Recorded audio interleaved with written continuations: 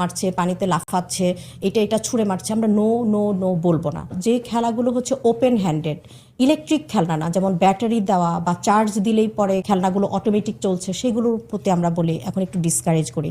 যে খেলনাটা হয়তো একটু স্ট্রিং দিয়ে টান দিল, গাড়িটা চলে গেল, আবার বাচ্চা কি করছে, হেঁটে গিয়ে গাড়িটা নিয়ে আসছে, এই খেলনাগুলোর প্রতি আমরা বলি এখন ইলেকট্রিক খেলনা থেকে ওপেন হ্যান্ডেড খেলনাগুলো বেশি দিতে। যে বাচ্চা যখন ফুটবল কাউকে লাথি দিয়ে দিচ্ছে, দেওয়ার সময়টাতে সে কি করলো, সে কিন্তু কাউকে দিয়ে দিল, পরবর্তীতে সে কিন্তু ওয়েট করছে। দ্যাট মিনস তাকে আমরা শেখাচ্ছি যে ওয়েটিং করতে হয়, ওয়েটিং এ একটা পার্ট তোমার ডেভেলপমেন্টের। হ্যাঁ, তারপরে সে আবার আরেকজন যে দিবে সেটার জন্য ওয়েট করে আবার সে রিসিভ করলো। এই যে প্যারালাল একটা কাজ, এই কাজগুলো তাকে আমি শেখাচ্ছি। এতে করে আস্তে আস্তে সে ভবিষ্যতে শেয়ারিংটা শিখবে, ডিসিপ্লিন শিখবে, যে আমি লাথি দেওয়ার পরে একটু ওয়েট করতে হয়, আরেকজন দেওয়ার পরে এটা আমাকে রিসিভ করতে হয়। এই যে বাচ্চা কিন্তু বুঝলো না যে ডিসিপ্লিন কি, কিন্তু তাকে কিন্তু আমরা অ্যাক্টিভ করছি। এবং বাচ্চাটা বাসায় যদি দেখেন যে সোফায় লাফাচ্ছে, বেডের উপরে লাফাচ্ছে, এখান থেকে ওখানে যাচ্ছে, আপনার বাড়ির আপনি পরিপাটি করে রাখবেন, সেটা ভুলে যান। অন্তত কিছুই করতে পারছে না, বাড়িতেই বাচ্চা লাফালাফি করুক। বাচ্চাদের ক্ষেত্রে অনেকে দেখা যায় যে ফিজিক্যাল মুভমেন্ট একদমই কমিয়ে দেয়, বিকেল বেলাও কোচিং এ পাঠিয়ে দেয় বা টিউশনি করতে পাঠিয়ে দেয়। তো বাচ্চাদের কিন্তু গ্রোথের জন্য, মানে বোনের হেলথ বলেন বা মাসকুলার যে স্ট্রেংথ, এগুলোর জন্য কিন্তু ফিজিক্যাল মুভমেন্ট দরকার। তো এটা কি এডিএইচডি বলেন বা বাচ্চাদের যে মানসিক স্বাস্থ্য আছে সেটা বিকাশে হেল্প করে কিনা? আমি সবসময় শিশুদের কথা বলতে গিয়ে প্রেগনেন্সি রিলেটেড কথা বলি। ফ্রম দ্য কনসেপশন, একটা মাকে আমরা কি বলি, আপনি সারাদিন শুয়ে থাকবেন, কমপ্লিটলি বেড রেস্ট করবেন আর শুধু খেতে থাকবেন, সেটা তো বলি না। আমরা কিন্তু বলি একটা মুভমেন্ট করতে।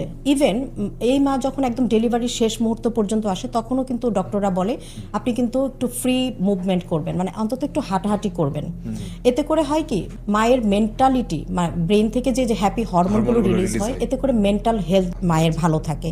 মায়ের মেন্টাল হেলথ ভালো থাকলে কি হবে, গর্ভের যে শিশুটি আছে সেও কিন্তু ভালো থাকছে। এবার আসি বাচ্চার ডেলিভারি হওয়ার পরে, একদম 1.5 মাসের পর থেকে একটা শিশু কিন্তু একটু 4 হাত বা সাইকেলের মতো চালাতে পারে।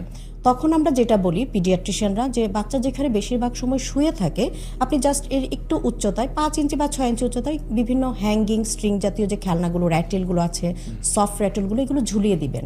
এটা যখন মুভমেন্ট করবে, এটা যখন একটু সাউন্ড করবে বা এটা যখন একটু লাইট দিবে, তখন তার সেন্সরি কিন্তু একটা সেন্সরি প্রসেসটা কিন্তু তার অ্যাক্টিভ হচ্ছে। এবং এই বাচ্চাটার কিন্তু আস্তে আস্তে করে ইচ্ছা হবে যে এটাকে আমি এখন ধরবো। যদিও 3 থেকে 4 মাসে গিয়ে সে ডেভেলপমেন্টটা আসে, তার আগে থেকে কিন্তু তাকে আমি প্রস্তুত করছি এবং সেন্সরি প্রসেসগুলোকে কিন্তু আমি অ্যাক্টিভ করছি। সেন্সরি প্রসেস অ্যাক্টিভ মানে কিন্তু আমাদের ব্রেইনের যে হরমোনগুলো আছে, হ্যাপি হরমোনগুলো, সেগুলোকে অ্যাক্টিভ করা। এবং আমাদের ব্রেইনের যে পার্টগুলো আছে, আমরা বলি সামনের অংশকে ফ্রন্টাল পার্ট, তার আরেকটু সামনে যেটা হচ্ছে প্রি ফ্রন্টাল কর্টেক্স, ওইটা কি করে আমাদের এক্সিকিউটিভ ফাংশনগুলোকে মেনটেন করে। সেই এক্সিকিউটিভ ফাংশনগুলো কিন্তু আমরা